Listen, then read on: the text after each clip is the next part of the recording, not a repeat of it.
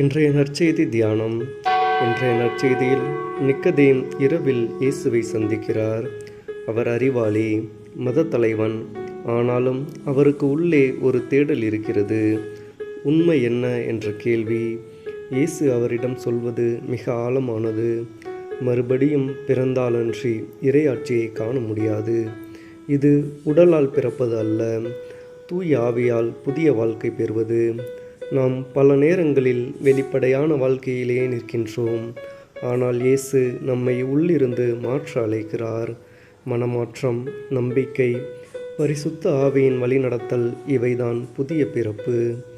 காற்று எங்கே இருந்து வருகிறது என்று தெரியாது. அதேபோல் பரிசுத்த ஆவி நம்மை மாற்றும் செயலும் மறைமையானது. நம் வாழ்க்கையில் சிந்திக்க, நான் உண்மையாக ஆவியால் பிறந்தவன் போல் வாழ்கிறேனா? என் வாழ்க்கையில் மாற்றம் தேவைப்படும் பகுதி எது?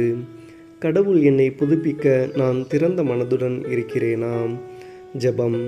ஆண்டவரே, எனது மனதை புதுப்பித்து பரிசுத்த ஆவியால் என்னை மறுபடியும் பிறக்கச் செய்.